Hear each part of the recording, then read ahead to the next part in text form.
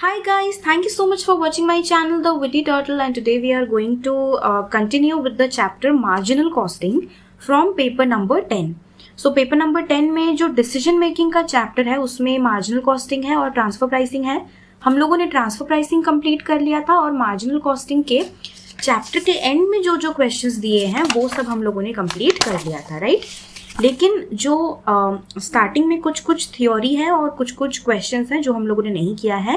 That is from illustration number 1 to illustration number 9. आज हम लोग वो सब चीज़ें पढ़ेंगे और application of marginal costing in decision making, ये जो कॉन्सेप्ट है ये भी हम लोग आज समझेंगे. ठीक है. तो जब बात आती है किसी डिसीजन पे पहुंचने की, कोई डिसीजन लेने की, किसी नतीजे पर पहुंचने की, तो सबसे इम्पॉर्टेंट क्या होता है? बहुत सारे ऑल्टरनेटिव्स में से आपको चुनना है. सबके प्रोज एंड कॉन्स को एस्टिमेट करके उसमें से आपको चुनना है which is the best option for you, right? One of the basic functions of management is to make decisions. Management का जो बेसिक फंक्शन होता है उसमें एक क्या होता है? डिसीजन लेना. क्योंकि कंपनी में जितने भी डिसीजंस लिए जाते हैं that is in most of the cases that is taken by the top level management, right? So decision making process generally involves selecting a course of action from among various alternatives. So यहाँ पर हमें कुछ areas given है जिसको हमें ध्यान में रखना है while making any decision. First क्या है? Selection of a profitable sales mix और profitable product mix. तो ये उन organizations के लिए है जहाँ पर मल्टी प्रोडक्ट प्रोडक्शन होता है, राइट? मल्टी प्रोडक्ट कंसर्न में ऐसा हो सकता है कि एक प्रॉब्लम अराइज हो सकता है कि कौन सा वाला प्रोडक्ट मिक्स बेस्ट है जो कि हमें ज़्यादा प्रॉफिट यील्ड करके दे रहा है या फिर जिसका जो सेल्स वॉल्यूम है वो ज़्यादा हो रहा है. तो इसीलिए हमें ये आइडेंटिफाई करना ज़रूरी है कि ऐसा कौन सा सूटेबल प्रोडक्ट मिक्स है जो कि जिसको प्रोड्यूस करने पर और सेल करने पर हमें सबसे ज़्यादा प्रॉफिट, हम लोग मैक्सिमम प्रॉफिट यील्ड कर पाएँ. ठीक है. So for the purpose of determining the profitable sales mix, the amount of contribution available under each alternative of sales mix is to be considered. तो let's say मेरे को भी चूज़ करना है इन 3 पेन में से मेरे को कौन सा वाला खरीदना है. तो मैं क्या करूँगी, इन तीनों को अलग अलग मैं इनके प्रोज एंड कॉन्स को इवेलुएट करूँगी. तो सेल्स मिक्स के केस में भी हमको सेम चीज़ ही करना है. जितने भी हमें सेल्स मिक्स गिवन रहते हैं उन सब का जो है कंट्रीब्यूशन कितना आ रहा है हर यूनिट का, वो हमको देखना है. और जिसका ज़्यादा कंट्रीब्यूशन आएगा दैट प्रोडक्ट मिक्स और that sales mix will be selected, right? But the various problems arising out of the change in the sales mix are limiting factors. These things must be properly considered. तो यहाँ पर एक और चीज़ आता है, limiting factor. हमने तो पहले पढ़ा ही है व्हाट इज़ लिमिटिंग फैक्टर. वो रिसोर्स जो कि स्कैर्स क्वांटिटी में अवेलेबल होता है.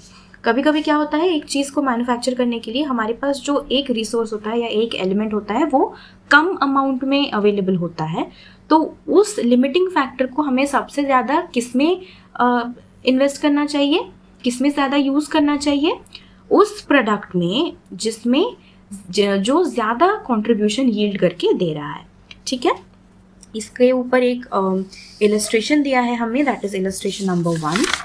लेट्स सी क्वेश्चन में क्या बोल रहा है. क्वेश्चन में बोल रहा है, Pankaj limited engage in the manufacturing of the 2 products A and B. And आप लोगों को ये इन्फॉर्मेशन दिया है. प्रोडक्ट A एंड B का हमें क्या क्या दिया है? सेलिंग प्राइस पर यूनिट दिया है, डायरेक्ट मटेरियल्स पर यूनिट दिया है, डायरेक्ट वेजेस पर यूनिट दिया है. वो क्या है? 0.5 पर आवर. 1 घंटे में उनको 0.5 रुपीज़ मिलता है. वेरिएबल ओवरहेड दिया है, that is 100% of the direct wages. मतलब आपका डायरेक्ट वेजेस जितना है वो आपका वेरिएबल ओवरहेड भी उतना ही है. नेक्स्ट है आपका फिक्स्ड ओवरहेड दिया है 10,000 रुपीज़ पर एनम. फिर आपको दिया है maximum capacity. What is the maximum capacity of Pankaj limited? 1000 units. ठीक है. Show the contribution of each of the products A and B and recommend which of the following sales mix should be adopted. ठीक है. दोनों products का हमें दिया है, हमें निकालना है कि कंट्रीब्यूशन और कौन सा सेल्स मिक्स हमें अडॉप्ट करना है इन तीनों में से, right? Let's start with the solution. तो इसका आंसर में हम लोग सबसे पहले क्या निकालेंगे? हमको बोला है show the contribution of each of the products A and B.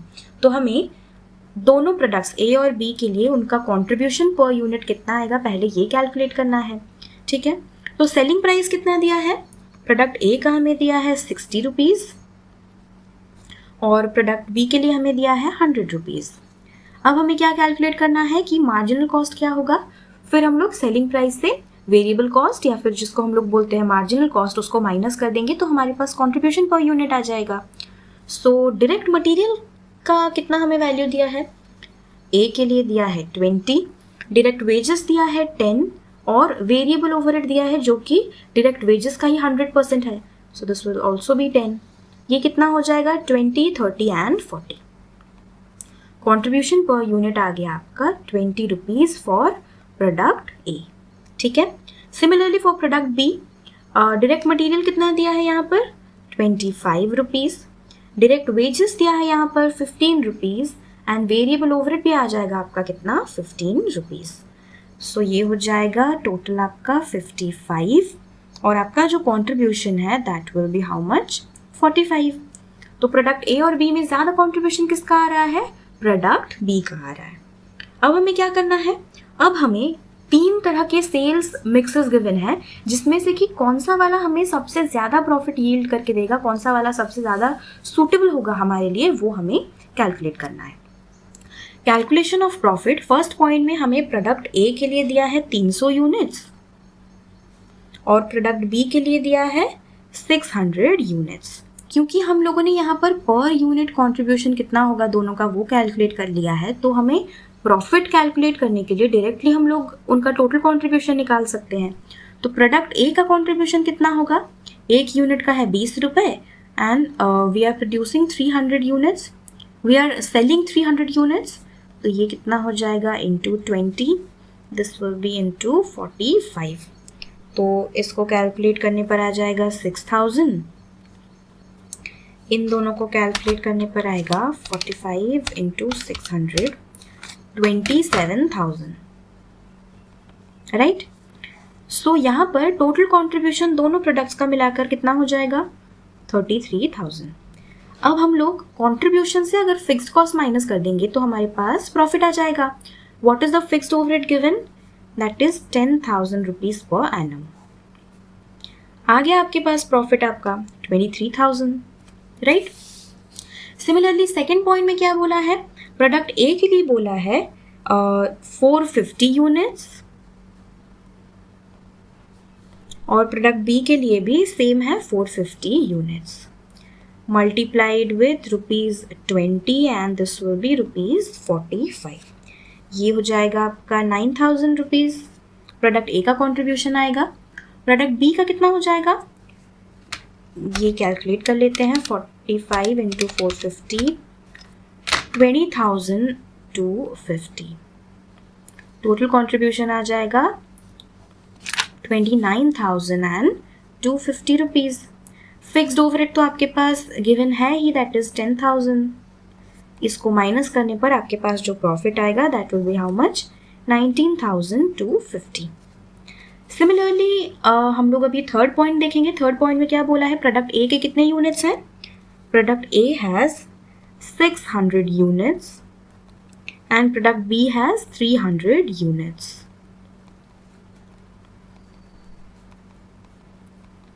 ये कितना हो जाएगा, दिस विल बी 12,000 एंड ये हो जाएगा आपका 13,500। टोटल कंट्रीब्यूशन आ जाएगा 25,500 और फिक्स्ड कॉस्ट है हमारे पास 10,000। सेम ही चीज़ करना है हमको, तो प्रॉफिट आ गया आपके पास 15,500। तो यहाँ पर इन तीनों सेल्स मिक्स में हम लोग देख सकते हैं किसका सबसे ज़्यादा प्रॉफिट आ रहा है। प्रॉफिट यहाँ पर ऑल्टरनेटिव ए का सबसे ज़्यादा आ रहा है, राइट। क्यों आ रहा है, क्योंकि यहाँ पर जो वाला प्रोडक्ट ज़्यादा कंट्रीब्यूशन दे रहा है उसी प्रोडक्ट के ज़्यादा नंबर ऑफ यूनिट्स यहाँ पर सेल हुए हैं, इसीलिए जो सेल्स मिक्स ए है वो ज़्यादा प्रॉफिटेबल बन रहा है हमारे लिए। It is giving you the maximum contribution and the maximum profitability, right? Similarly अभी हम लोग देखते हैं जो सेकेंड कॉन्सेप्ट हमें दिया है, जो सेकेंड एस्पेक्ट है that we need to take care of while making a decision, that is problem of limiting factors. तो ये क्या बोल रहा है, लिमिटिंग फैक्टर जिसको हम लोग की फैक्टर भी बोलते हैं, इट इज़ अ फैक्टर जो कि आपके प्रोडक्शन या फिर सेल्स को बहुत लिमिट कर देता है and it prevents you from earning unlimited profit. ये क्या है, ये मैंने आपको पहले भी बताया है पहले वाले क्लासेस में कि आपके पास एक रिसोर्स है जो कि आपके पास कम अमाउंट में है, लिमिटेड अमाउंट में आपके पास एक रिसोर्स है जिसको आपको सारे अपने प्रोडक्ट्स में डिस्ट्रीब्यूट करना है, ठीक है। द लिमिटिंग फैक्टर्स और की फैक्टर्स में भी क्या क्या एग्जाम्पल्स हो सकते हैं लिमिटिंग फैक्टर के, it may be the shortage of raw materials, आपके पास कम अमाउंट में जो रॉ मटेरियल है वो अवेलेबल है, या फिर आपके पास स्किल्ड लेबर ज़्यादा नहीं है, या फिर आपका जो मशीन है उसका कैपेसिटी ज़्यादा नहीं है, या फिर आपके पास प्रॉपर मार्केट नहीं है, उस आपने जो प्रोडक्ट प्रोड्यूस किया है उसको मार्केट में सेल करने के लिए आपके पास प्रॉपर मार्केट नहीं है। तो ये ऐसे बहुत सारे लिमिटिंग फैक्टर्स हो सकते हैं, ऐसे बहुत सारे बॉटलनेक्स हो सकते हैं आपके पास, जिसकी वजह से आप अनलिमिटेड प्रॉफिट अर्न करने से आप रुक सकते हैं, right. In case of the existence of a की फैक्टर, एक ऐसा प्रॉब्लम अराइज हो सकता है जिससे product should be pushed more in order to maximise profit, जिससे ना आपको प्रोडक्ट को बहुत ज़्यादा पुश करना पड़ेगा, मतलब उसका कॉस्ट आपको कम करना पड़ेगा और उसको बहुत ज़्यादा वॉल्यूम में आपको उसको प्रोड्यूस करना पड़ेगा सो दैट आपका थोड़ा प्रॉफिट मैक्सिमाइज हो। So selection of the profitable product shall be made on the basis of the contribution per unit of limiting factor. अगर आप लोगों ने मेरे लास्ट क्लासेस देखे हैं on marginal costing, so you know this very well कि जो profitability होता है that is contribution divided by limiting factor per unit, उससे हम लोग क्या निकालते हैं, contribution per unit of limiting factor. और जिस प्रोडक्ट का कॉन्ट्रीब्यूशन पर लिमिटिंग फैक्टर ज़्यादा होगा, पर यूनिट ऑफ लिमिटिंग फैक्टर ज़्यादा होगा, वही वाला प्रोडक्ट आपको ज़्यादा प्रॉफिटेबिलिटी यील्ड करके देगा, ठीक है। इसी के ऊपर एक इलस्ट्रेशन है, क्वेश्चन पढ़ते हैं हम लोग। बोल रहा है in a factory producing 2 different kinds of articles the limiting factor is the availability of labour. यहाँ पर क्या है, लेबर का मिलना बहुत डिफिकल्ट है, बहुत कम लेबर मिलते हैं उस एरिया में, सो ये आपके लिए बॉटलनेक बन जा रहा है। आपके पास कम लेबर है, उसी में आपको दोनों प्रोडक्ट्स बनाना है और आपको काम चलाना है। From the following information show which product is more profitable. आपको सबसे पहले क्या निकालना है, कौन सा वाला प्रोडक्ट आपका ज़्यादा प्रॉफिट यील्ड कर रहा है। यहाँ पर आपको मटेरियल्स गिवन है, ओके, पर यूनिट के हिसाब से आपको दिया है, लेबर दिया है यहाँ पर दोनों के लिए ए एंड बी, आपको वो लोग कितने घंटे काम कर रहे हैं that is also given to you. Fixed variable overhead यहाँ पर दोनों आपको दिया है, टोटल कॉस्ट भी दिया है, सेलिंग प्राइस दिया है, प्रॉफिट दिया है, और एक महीने में कितना टोटल प्रोडक्शन हो रहा है, number of units produced in a month, वो भी आपको दिया है। और क्या बोल रहा है, maximum capacity of the factory per month is 4800 hours। और बोल रहा है आप लोग जो भी आंसर निकाल रहे हैं give proof in support of your answer, ठीक है, आपको अपने आंसर को प्रूफ भी करना है कि ये आंसर सही है। So let's start with the solution. So हमें क्योंकि क्वेश्चन में बोला है सबसे पहले कि आपको कौन सा वाला प्रोडक्ट दोनों में से ज़्यादा प्रॉफिटेबल है ये आपको कैलकुलेट करना है, तो हम लोग सबसे पहले क्या करेंगे, we need to make a statement of profitability जिसमें हम लोग कंट्रीब्यूशन पर लिमिटिंग फैक्टर किसका ज़्यादा आ रहा है सो दैट वो प्रोडक्ट हमें ज़्यादा प्रॉफिटेबिलिटी यील्ड करके देगा, वो हम लोग कैलकुलेट करेंगे, ठीक है। मटीरियल्स देखते हैं, मटीरियल्स कितना गिवन है क्वेश्चन में, दोनों ही प्रोडक्ट्स के लिए पर यूनिट के हिसाब से 5-5 रुपये गिवन है। लेबर क्या बोल रहा है, लेबर बोल रहा है 3 rupees for product A and 1.5 rupees for product B। Variable overhead बोला है 1.5 for product A and 1.5 for product B। अब हम इन तीनों को अगर ऐड कर देंगे तो ये कितना हो जाएगा, ये हो जाएगा 8 rupees and this will be 9.5 rupees, ठीक है। हमारे पास मार्जिनल कॉस्ट आ गया, अब हम लोग क्या करेंगे, सेलिंग प्राइस पर यूनिट कितना है, selling price per unit for product A is given as 14 rupees and for product B it is given as 11 rupees। अब हमारे पास मार्जिनल कॉस्ट है और सेलिंग प्राइस है, we can calculate contribution SP minus marginal cost कितना हो जाएगा 14 minus 9.5 it will be 4.5 rupees, ठीक है। और ये कितना हो जाएगा 11 माइनस 8 आपका कंट्रीब्यूशन आ जाएगा 3 रुपये। अब हमें क्या करना है, ये देखो ये तो आ गया हर प्रोडक्ट से आपको कितना कितना कंट्रीब्यूशन मिल रहा है, कितना प्रॉफिटेबल है दोनों में से कौन सा प्रोडक्ट, ये आपको मिल गया यहाँ पर। लेकिन क्योंकि आपके पास एक लिमिटिंग फैक्टर भी गिवन है, so you need to calculate कि लिमिटिंग फैक्टर के रहते हुए कौन सा प्रोडक्ट आपको ज़्यादा फ़ायदा दे रहा है, ठीक है। तो यहाँ पर क्वेश्चन में हमें दिया है नंबर ऑफ लेबर आवर्स पर unit, number of labour hours पर यूनिट प्रोडक्ट ए के लिए बोल रहा है 6 घंटे, प्रोडक्ट बी के लिए बोल रहा है 3 घंटे एंड 3 घंटे। सो अभी आपको क्या कैलकुलेट करना है, कंट्रीब्यूशन पर लेबर आवर। अगर पर यूनिट आपका कंट्रीब्यूशन इतना है और एक यूनिट को बनाने के लिए आपको 6 घंटे लगते हैं, तो 1 घंटे में आपको कितना कंट्रीब्यूशन मिल रहा है 4.5 बाई 6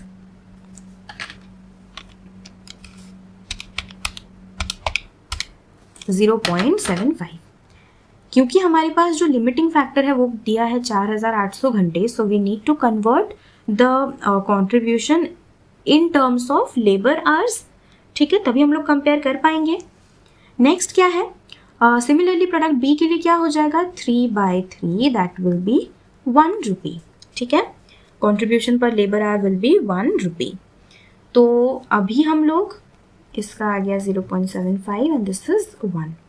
हमारे पास स्टेटमेंट ऑफ प्रॉफिटेबिलिटी आ गया। तो इन दोनों को देखने से आपको क्या पता चल रहा है, कौन सा वाला प्रोडक्ट ज़्यादा प्रॉफिटेबल है। ऑब्वियसली प्रोडक्ट बी ज़्यादा प्रॉफिटेबल है अगर हम लोग लेबर आवर्स को ध्यान में रख के प्रोड्यूस करें तो, राइट। अब बोल रहा है आपका आंसर जो भी आया उसके लिए आपको एक प्रूफ भी देना पड़ेगा। सो इसका जो प्रूफ है वो हम लोग यहाँ पर देते हैं। सबसे पहले हमें क्या निकालना पड़ेगा, अगर हमें प्रूफ करना है कि प्रोडक्ट बी ज़्यादा प्रॉफिटेबल है तो ऑब्वियसली हमें उन दोनों का प्रॉफिट कैलकुलेट करना है, ठीक है। प्रॉफिट कैलकुलेट करने के लिए इस वाले क्वेश्चन में सबसे इंपॉर्टेंट क्या है, क्या जानना है, खुद सोचो। क्योंकि हमें यहाँ पर सारा इंफॉर्मेशन पर यूनिट के हिसाब से दिया है, सो टोटल प्रॉफिट कैलकुलेट करने के लिए we need to calculate how many units वो लोग प्रोड्यूस कर सकते हैं, मैक्सिमम कैपेसिटी उनका कितना है इन टर्म्स ऑफ यूनिट्स, ठीक है। तो आपका जो लिमिटिंग फैक्टर है that is number of hours. तो यहाँ पर आपको maximum capacity per month total hours में दिया है दैट इज 4800 आवर्स। बी के लिए भी सेम है 4800 आवर्स। और एक यूनिट को बनाने के लिए कितने घंटे लगते हैं, आवर्स पर unit. For product A it is given as 6 hours and for product B it is given as 3 hours. So maximum capacity in units कितना हो जाएगा 4800 by 6 and this will be 4800 by 3, ठीक है। ये क्या हो जाएगा, this will be 800 units and this will be 1600 units, सही है। तो वो लोग मैक्सिमम कितने यूनिट्स प्रोड्यूस कर सकते हैं एक महीने में, वो हम लोगों ने कैलकुलेट कर लिया। एक का है 800, इसका है 1600 यूनिट्स। तो अब हम लोग इजीली उनका कितना प्रॉफिट आएगा वो कैलकुलेट कर सकते हैं। सो प्रॉफिट जानने के लिए हमें सबसे पहले टोटल कॉस्ट निकालना पड़ेगा। सो मटीरियल्स कितना दिया था, मटीरियल्स दिया था 5 रुपीज़ पर यूनिट। और यहाँ पे how many units are there for product A, ये है प्रोडक्ट ए के लिए and this is for product B. तो प्रोडक्ट ए के लिए कितने यूनिट्स हैं 800 units multiplied with 5, so this will be 4000 rupees. Material का खर्चा प्रोडक्ट ए के लिए आ जाएगा 4000 rupees. Similarly for product B it will be how much, it will be 1600 into 5 हो जाएगा 8000 रुपीज़, ठीक है। नेक्स्ट क्या बोला है, नेक्स्ट बोला है लेबर का। लेबर का बोल रहा है वो लोग 0.5 पर लेबर आवर 0.5 रुपीज़ पर लेबर आवर उनका चार्ज है and they are charging it for how many hours 4800 hours. तो ये कितना हो जाएगा, दिस इंटू 0.5 ये हो जाएगा 2400 rupees, this will also B 2400। फिर आता है हम लोग का ओवरहेड्स। ओवरहेड्स में क्या बोल रहा है, फिक्स्ड जो है, फिक्स्ड हमें क्वेश्चन में दिया है it is 50% of total labour. ठीक है, fixed is your 50% into labour. तो ये कितना हो जाएगा 1200, this will also B 1200। Similarly variable जो है, वेरिएबल हमको इन दोनों का दिया हुआ है।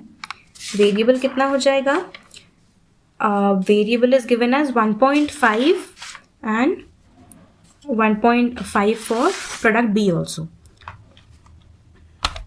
800 यूनिट्स हैं हमारे पास into 1.5, 1200 this will B.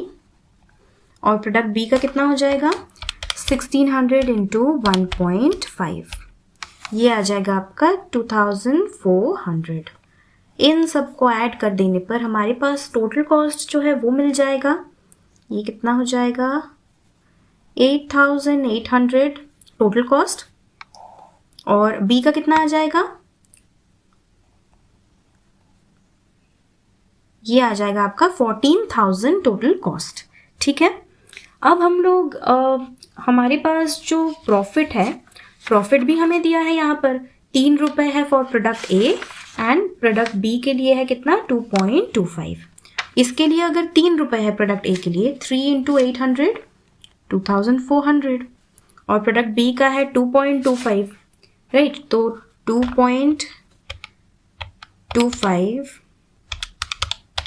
2.25 into how many units, 1600 units, so this will be 3600।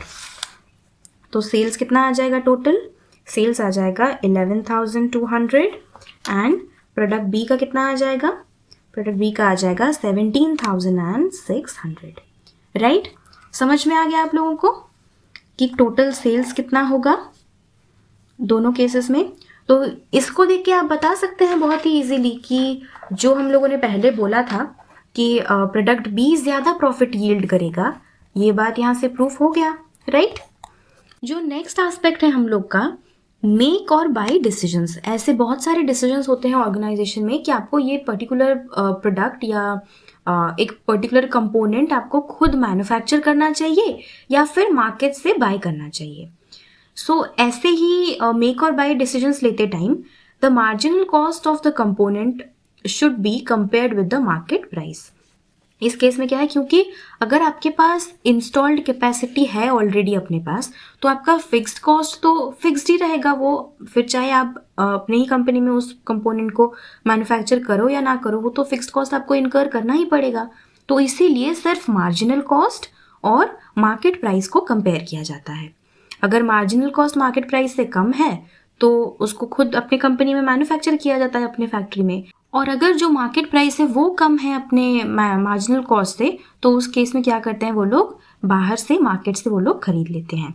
लेकिन इस केस में एक चीज़ को ध्यान देना बहुत ज़रूरी है, you need to consider any increase in fixed cost, या फिर अगर आपके पास कोई लिमिटिंग फैक्टर है जिसकी वजह से प्रोडक्शन में थोड़ा बहुत आपका जो कॉस्ट है वो बढ़ सकता है, तो उस चीज़ को भी आपको ध्यान में रखना है।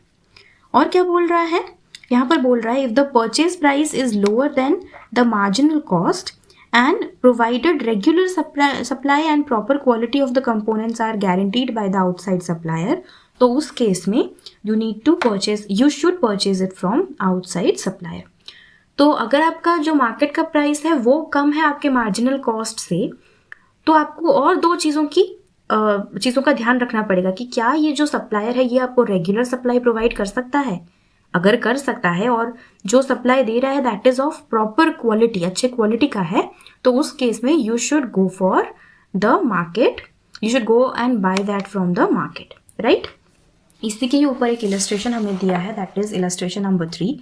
यहाँ पर बोल रहा है अ mobile manufacturing company finds that while it cost rupees 6.25 each to make a component, ये वाला X2370, but the same is available in the market at rupees 5.75 with an assurance of continued supply, right?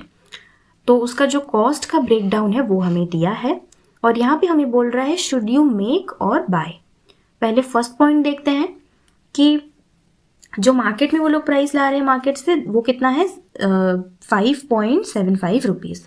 और अगर आप लोग इसके बस variable cost को ही consider करोगे, सिर्फ मार्जिनल कॉस्ट को ही कंसिडर करोगे, तो उस केस में क्या हो जाएगा, देखते हैं कितना आएगा।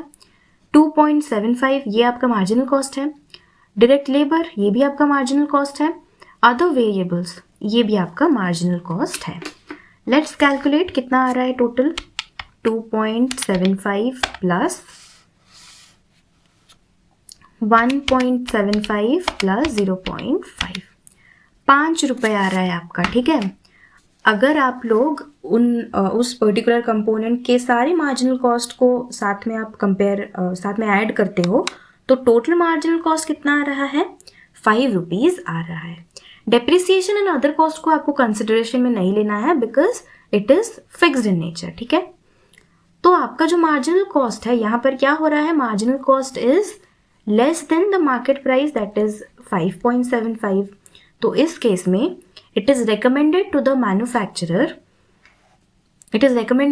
manufacture the component in the factory। इस केस में आपको क्या करना है, आपको खुद ही अपने फैक्ट्री में इस कंपोनेंट को मैन्युफैक्चर करना है। सेकेंड पॉइंट में क्या बोला है, what would be your decision if the supplier offers the component at 4.85 each। अगर आप लोग उसको आपका मार्जिनल कॉस्ट आ रहा है 5 रुपये, और जो बाहर का सप्लायर है he is ready to supply you at the rate of 4.85। Obviously ये तो कम ही है आपका 5 रुपये से।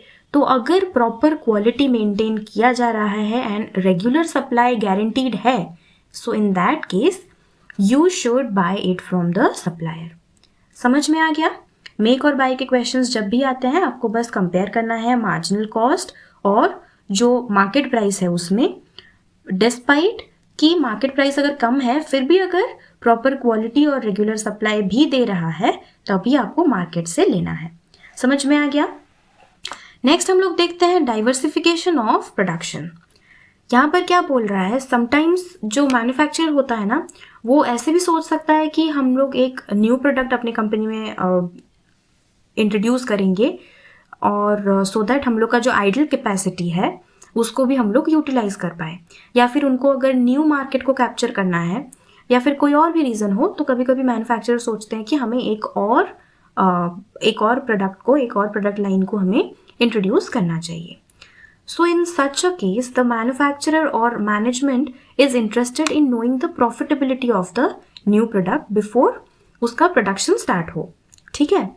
सो ऐसे केस में आपको क्या करना है, it is advisable to undertake the production of the new product if it is capable of contributing something towards the fixed cost and profit after meeting out its variable cost of sales।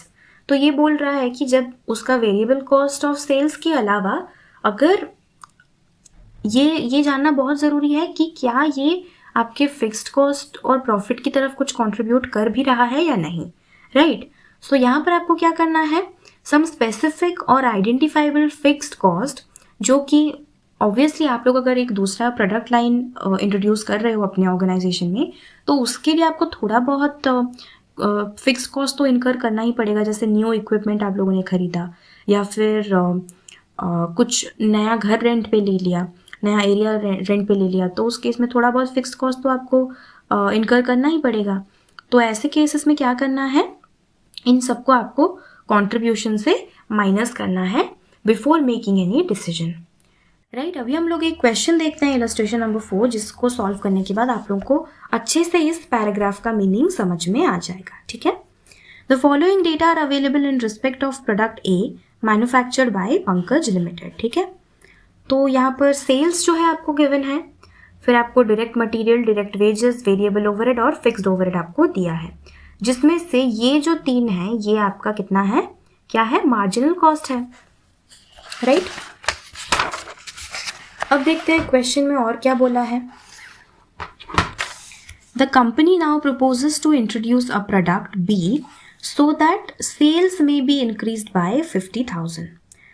तो company अभी सोच रहा है कि वो लोग एक और प्रोडक्ट को भी इंट्रोड्यूस करें, प्रोडक्ट बी, सो दैट उनका जो जितना सेल्स हो रहा है वो 50,000 बढ़ जाए, 50,000 रुपीज़ बढ़ जाए। there will be no increase in fixed cost and the estimated variable cost of the product B are given to you. ठीक है, आपका फिक्स्ड कॉस्ट जो है वो बिल्कुल बढ़ने वाला नहीं है. सो आपको ये करना है, आपको कैलकुलेट करना है कि जो प्रोडक्ट बी है उसको अगर हम लोग उसका प्रोडक्शन स्टार्ट करेंगे तो आपका प्रॉफिटेबिलिटी इंक्रीज हो भी रहा है या नहीं.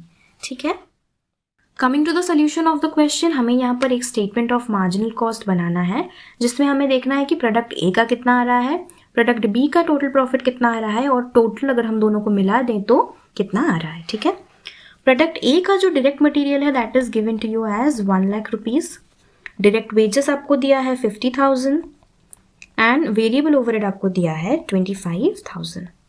सो प्रोडक्ट ए के लिए आपका टोटल मार्जिनल कॉस्ट कितना हो गया, 1,75,000.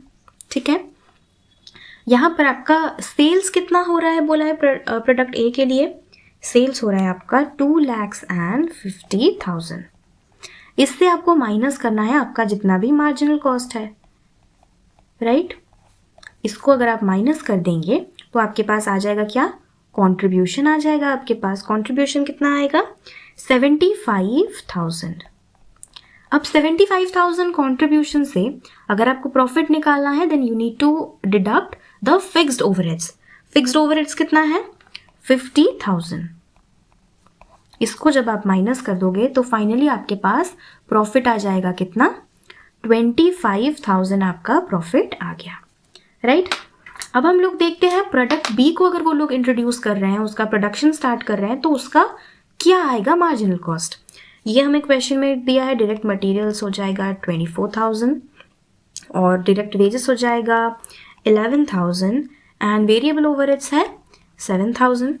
इन सबको अगर हम लोग ऐड करते हैं तो ये हो जाएगा 11, 12, 42,000.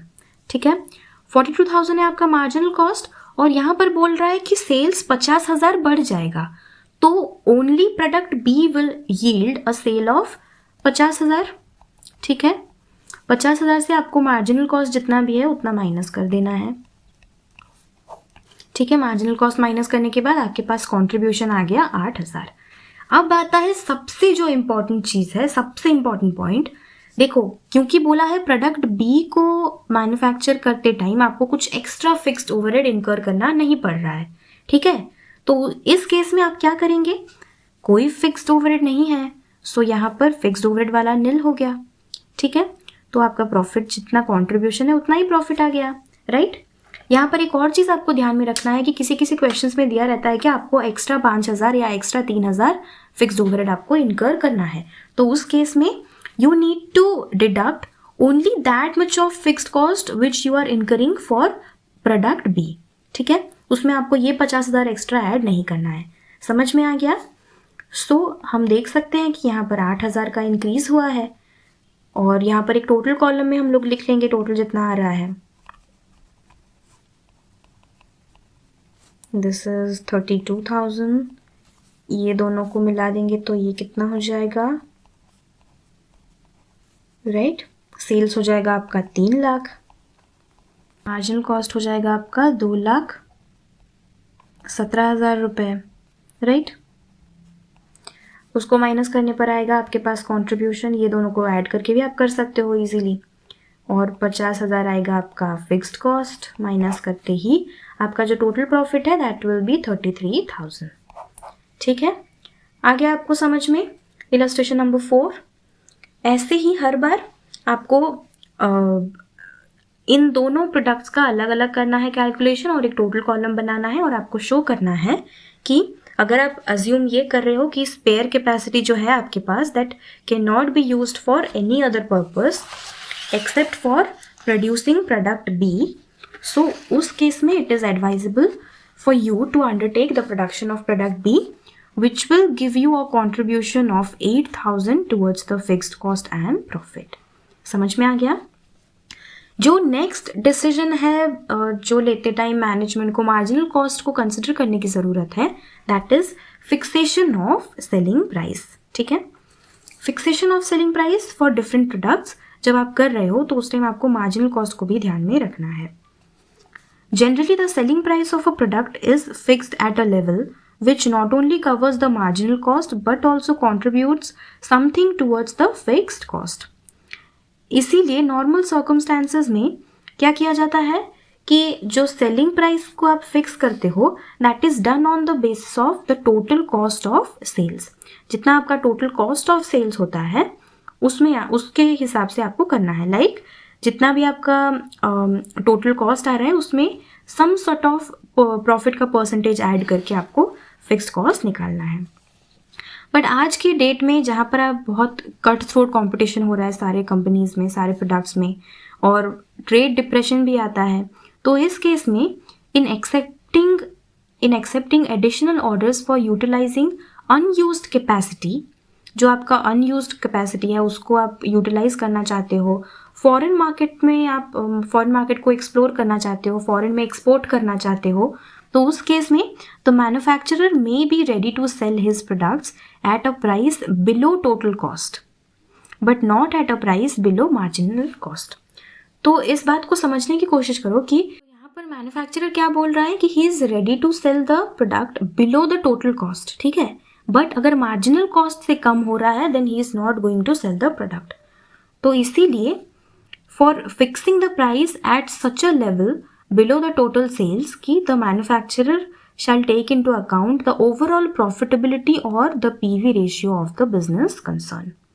इसीलिए fixation of selling price is very easy when marginal cost, overall PV ratio or the level of profits are expected and known. तो इस केस में आपको क्या करना है ये हम लोग पढ़ेंगे यहाँ पर. Pricing at or below marginal cost may be considered desirable for a shorter period. जैसे जियो ने किया था, स्टार्टिंग में फ्री कर दिया, उसके बाद सबको आदत हो गई, फिर सब लोग रिचार्ज करने लगे उसको. सो कैसे कैसे सिचुएशन में आप उसको मार्जिनल कॉस्ट से नीचे सेट कर सकते हो, आप खुद ही सोचो. जहाँ पर आप एक नया प्रोडक्ट मार्केट में इंट्रोड्यूस कर रहे हो and you need to penetrate the market, तो आपको एक मार्केट पेनिट्रेशन प्राइस सेट करना पड़ेगा. सो इसीलिए जब आप न्यू प्रोडक्ट को इंट्रोड्यूस कर रहे हो, ये केस हो सकता है जहाँ पर आपको मार्जिनल कॉस्ट से कम में प्राइस सेट करना पड़े, या फिर अगर आप मार्केट से जो वीकर कॉम्पिटिशन्स हैं उनको वाइप आउट करना चाहते हो, उस केस में भी आप कम में सेट कर सकते हो. सारे कस्टमर्स आपके प्रोडक्ट की तरफ अट्रैक्ट हो जाएंगे और जो वीक कॉम्पिटिशन्स हैं वो लोग लॉस में चले जाएंगे. नेक्स्ट क्या है, प्रोडक्शन को मेंटेन रखने के लिए सो दैट एम्प्लॉयज़ को आपको सेपरेट ना करना पड़े, एम्प्लॉयज़ को रिट्रेंचमेंट ना करना पड़े. नेक्स्ट है to keep the plant and machinery in gear. Plant and machinery चलता रहे, उनका थोड़ा सा यूटिलाइजेशन होता रहे, उस केस में भी आप कर सकते हो. और क्या है, फ्यूचर में आपका लॉस ना हो करके आप अभी थोड़ा सा लॉस सह लोगे लेकिन फ्यूचर में आप लॉस नहीं होने दोगे. ये this can also be a valid point. फिर क्या है, उन गुड्स का जो गुड्स पेरिशेबल बाय नेचर है, मतलब थोड़े दिनों में वो लोग खराब हो जाते हैं, वो लोग ऑब्सोलेट हो जाते हैं या खराब हो जाते हैं, उन सारे केसेस में आप क्या कर सकते हो, मार्जिनल कॉस्ट के नीचे भी आप प्राइस सेट कर सकते हो. और क्या बोल रहा है, to push up the sales of other conjoint profitable products. इसी से रिलेटेड, इसी से लिंक्ड कोई और प्रॉफिटेबल प्रोडक्ट है जिसका आपको सेल्स बढ़ाना है, तो इसीलिए आपको कुछ प्रोडक्ट्स को कभी कभी मार्जिनल कॉस्ट से कम प्राइस में भी सेल करना पड़ता है. ठीक है, नेक्स्ट हम लोग इसी पर ही बेस्ड एक क्वेश्चन है, इलस्ट्रेशन नंबर 5, वो देखते हैं. क्वेश्चन बोल रहा है P company limited has an overall PV ratio of 60%. If the variable cost of a product is 20 rupees, what will be it's selling price. ठीक है, बुक में तो आपको एक बहुत लंबा चौड़ा डिस्क्रिप्शन दिया है, लेकिन मैं आपको बहुत ही इजी तरीका बताती हूँ इसका. आपको क्या करना है, सिंपली आप देखो, आपका अगर पीवी रेशियो 60% है, पीवी रेशियो क्या है, सेल्स में से कंट्रीब्यूशन का कितना हिस्सा है, that is your PV ratio. जो हिस्सा कंट्रीब्यूशन के अलावा है that is your variable cost. तो आपका वेरिएबल कॉस्ट क्या हो जाएगा, वेरिएबल कॉस्ट हो जाएगा 40% of your selling price, right, which is 20 rupees. Question में दिया है आपको, तो सेलिंग प्राइस क्या हो जाएगा, सेलिंग प्राइस सिंपली हो जाएगा आपका 20/40%. कर देने से आपके पास 100% कितना है वो आ जाएगा. 20/40%। आ गया, this is your 50 rupees, right. 50 rupees answer आ गया। तो ऐसे ही अगर आपके पास ये क्वेश्चन, तो अगर आपको पूछेगा MCQ में ही पूछेगा, सो आप इजीली इस टेक्निक से निकाल सकते हो। This is very common, maths ही है सिंपल। सो आज का जो क्लास है हम लोग यहीं तक रखते हैं। आने वाले क्लासेस में हम लोग इलस्ट्रेशन नंबर 6, 7, 8 एंड 9 ये कंप्लीट करेंगे, और इसके बाद आपका मार्जिनल कॉस्टिंग का चैप्टर फ्रॉम पेपर 10 पूरा कंप्लीट हो जाएगा, ठीक है। अगर आप लोगों को ये वीडियो पसंद आया, प्लीज़ इस वीडियो को लाइक करें, मेरा मार्जिनल कॉस्ट का जो पूरा प्लेलिस्ट है उसे चेकआउट करें, और इसे अपने दोस्तों के साथ शेयर करें। मेरे चैनल द विटी टॉटल को भी सब्सक्राइब कीजिए, और मेरे टेलीग्राम चैनल का लिंक डिस्क्रिप्शन बॉक्स में गिवन है, please go and check that out.